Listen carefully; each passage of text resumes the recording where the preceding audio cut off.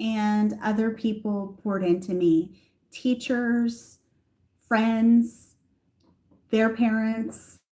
And so ultimately, before we believe in ourselves, we tend to borrow confidence from others who have beliefs in our abilities, others who want us to succeed, others who encourage us along the way, give us kind words, tell us that we're capable and that we can do anything that we set our mind to. That is so important.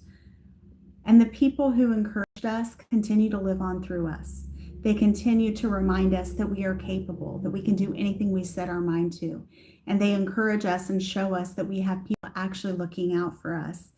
And children become what they're repeatedly told. So if children are told that they're worthless, that they're stupid, they're useless, any number of things, that is what is going to stick. It's called a self-fulfilling prophecy.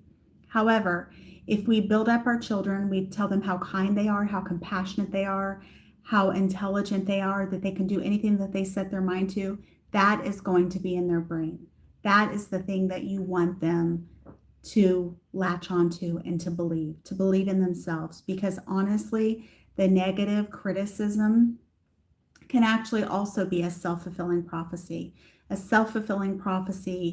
that they literally build a neural pathway to that tells them they're not good enough, they're not smart, they're not worthy, they're not valuable, any number of things.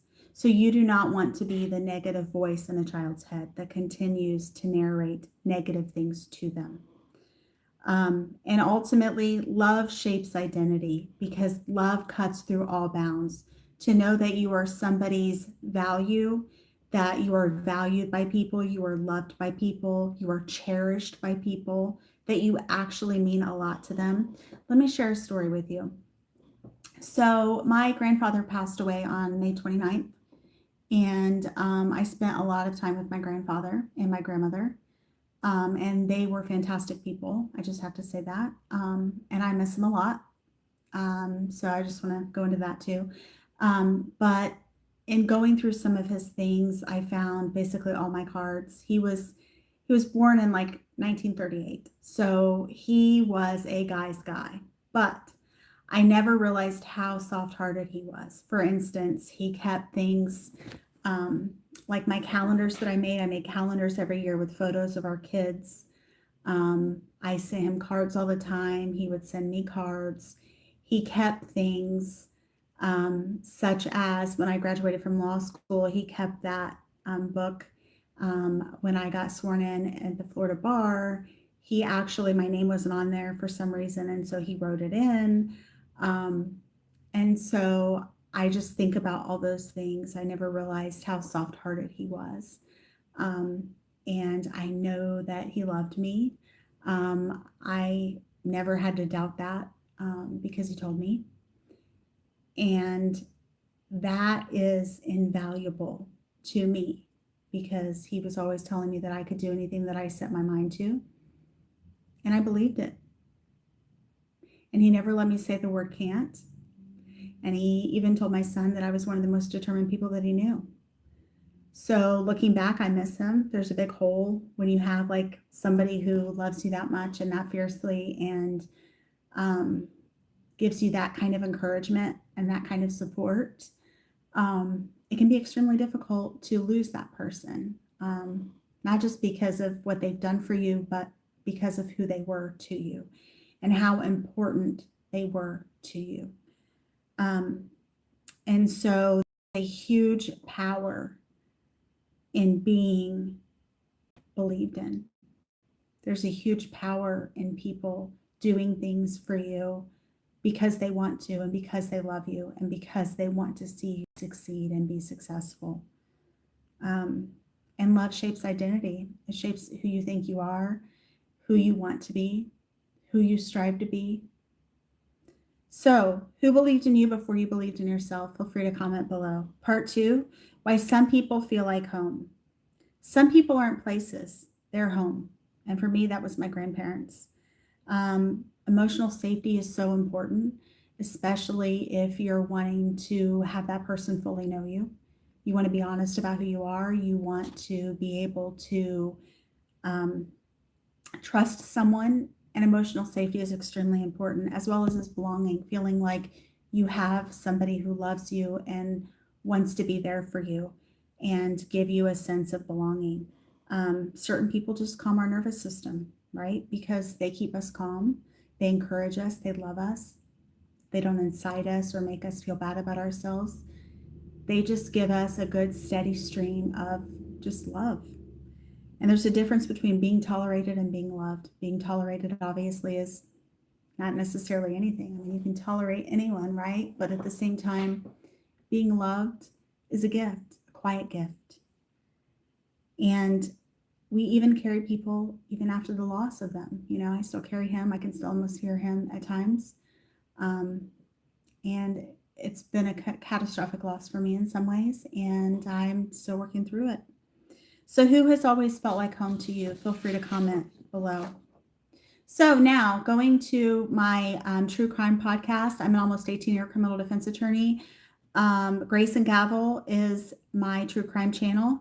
And so the mystery of the person who walked away. Sometimes the most haunting mysteries begin with an ordinary decision. A person walks away and is never seen again. Disappearances that begin in public can have their own issues. For instance, chain of custody issues, can have issues with manipulation of the crime scene, if that actually is a crime scene, the ability to determine the elements that are around that area. For instance, if you're in rough terrain, if you're in an area that is really difficult to get through, such as a swamp or something like that, that could be extremely difficult. And then you're trying to look for witnesses who saw the final moments. Now, a lot of people may not realize that they actually witnessed final moments from someone, so you kind of wonder, sometimes witnesses can be oblivious because they have life going on just like we all do. And these cases both fascinate and frustrate investigators because they can be extremely difficult to solve. They can be extremely difficult to find out who saw what without them coming forward. Maybe they don't even realize that the moment that they saw was something important. And that's another issue that investigators sometimes have. And timelines are so important, which is why they work first to try to get a timeline. But if there's no witnesses, if there's no one coming forward, then that can be something that quickly lands the case in the cold category. Additionally, one decision can ultimately change everything, which is both terrifying and frustrating at the same time. So, what disappearance case has always stayed with you? Feel free to comment below. Okay, Grace and Gavel Live Part 2. The vehicle was found, the driver wasn't. Some mysteries begin with what investigators discover. Others begin with what's missing. For instance, finding an abandoned vehicle may seem like a jackpot, but not necessarily so, because the abandoned vehicle doesn't have the person in it. And if it doesn't have the person in it who can actually talk to them and tell them what's going on, then they're almost to square one, because obviously the car is not going to volunteer information because the car cannot talk, obviously, right? And then you worry about broken timelines, like certain things aren't adding up as they need to be adding up. And then missing drivers. The ultimate goal is to try to find the person that is missing. Why are they missing? Did they walk away voluntarily? Did they have amnesia? Did they have mental health break? Did they have disorientation or concussion or some major injury? Any number of things. Did someone give them a ride? Did someone take them? Did they decide to leave on their own volition, or were they taken? Any number of things. Were they hurt? How badly were they hurt? There's all these questions that investigators just don't know the answer to. And so search efforts can be stalled based on terrain. We talked about swamp, we talked about mountains, we talked about other elements, that may be dangerous.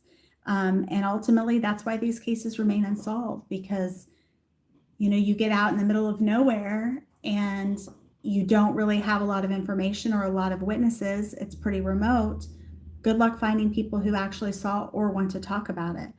What abandoned vehicle mystery do you find the most fascinating? I would have to say Patricia Meehan, and I've done several cases on several videos on Patricia Meehan if you're interested. It's recovering_perfectionist_mama. She disappeared in 1989. Very fascinating case. Actually, probably one of the most haunting cases. My hope is that at some point Patricia Meehan will be found and returned to her family, and so her family can get some closure. Because as an almost 18-year criminal defense attorney, I am also a victims' rights advocate as well. And so I've done cases for domestic violence victims. I've done cases for sexual assault victims. I've done cases, forensic interviews with child sexual assault victims. So my heart is in advocacy and dealing with those who have been mistreated and harmed. And that is ultimately where my heart lies. And that's why my true crime channel is not sensational, right? I'm not going to give you all bloody, gory details and things like that. So I just want to say thank you so much for tuning in. If you got some value from this, please feel free to like and subscribe. I greatly appreciate it. I do keep a fairly regular daily posting schedule. So I think I have over 1,000 videos right now, give or take. So feel free to check that out if you have interest in that. I have a psychology channel, Recovering Perfectionist Mama, Grace in Progress.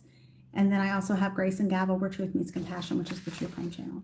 So thank you so much for tuning in, and I hope you have a great rest of your day. Bye-bye.